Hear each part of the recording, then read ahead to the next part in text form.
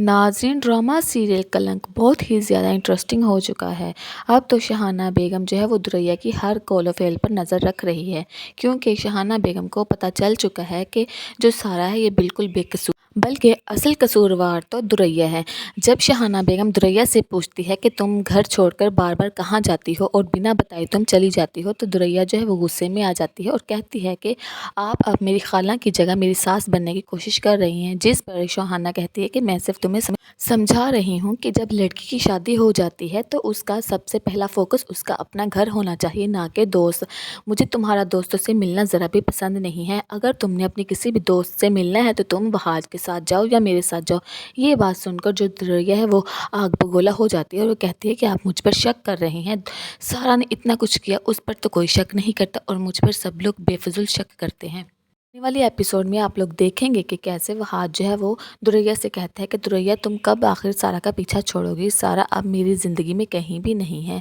हाँ, मैंने उससे शादी तो करनी थी, मैं उसे पसंद भी करता था, लेकिन जब से मेरी तुम्हारे साथ शादी हुई है मैंने सारा को अपने दिल से भुला दिया है। अब मेरी ज़िंदगी में तुम ही हो। मैं सारा के लिए अब कोई भी गलत बात नहीं सोचता।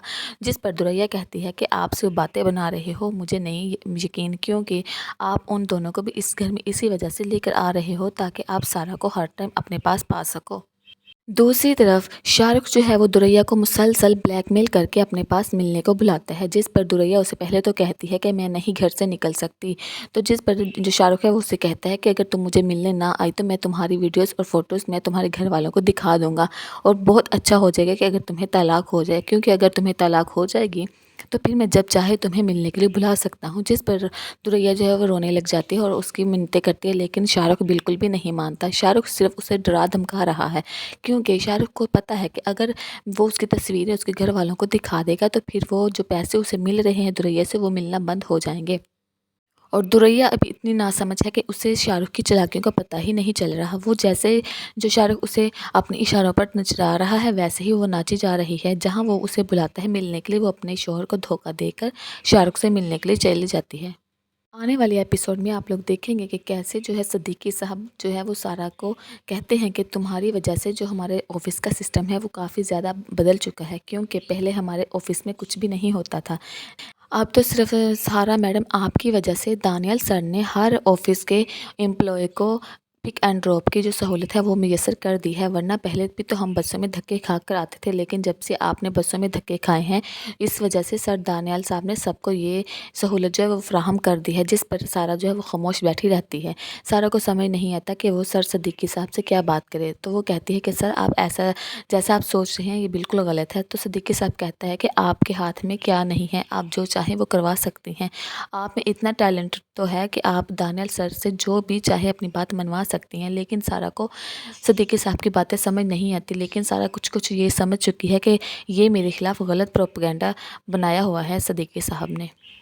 दुरैया की माँ ने सच में ही जो अपना घर है वो सेल करने के लिए दे दिया है, लेकिन उसने ये नहीं सोचा कि मेरे जो मरहूम भाई की बीवी और जो बेटी है वो कहाँ जाएंगी। खैर, जो सारा को बताती है उसकी माँ कि तुम्हारी जो फूफो है उन्होंने घर सेल करने के लिए दे दिया है। तो वो कहती है कि चलो अम्मी खैर है, कुछ नहीं होता, मैं घर बिकने से पहले पहले ही मैं कोई ना कोई इंतज़ाम कर लूँगी।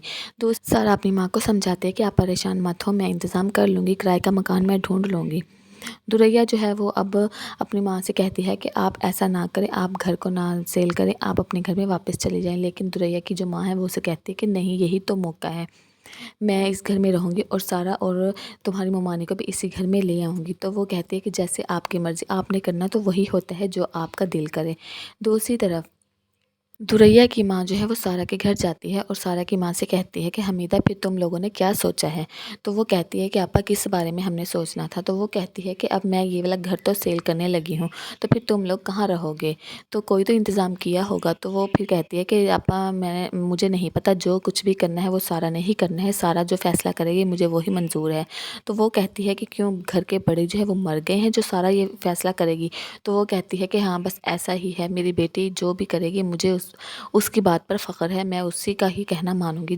حمیدہ بیگم کی باتیں سن کر شاہانہ بیگم کہتی ہے کہ اچھا چلو، جیسے تمہاری مرضی، میں تو تمہارے بھلے کے لیے ہی سوچتی ہوں۔ میں نہیں چاہتی کہ کل کو لوگ یہ کہیں کہ مرحوم بھائی کے مرنے کے بعد ان کی بیوی اور بیٹی کو گھر سے دربدر کر دیا ہے۔ میں تو پھر بھی تم لوگوں کا بھلا ہی سوچتی ہوں۔ بے شک تمہاری بیٹی نے بہت کچھ کیا ہے، بے شک تمہاری بیٹی نے میری بہت بےعزتی کی، بے شک تمہاری بیٹی نے عزت کو پامال کیا ہے اور اپنے باپ کو قبر تک پہنچا دیا ہے، لیکن پھر بھی میں نے ہمیشہ تمہاری بیٹی کا بھلا ہی سوچا ہے۔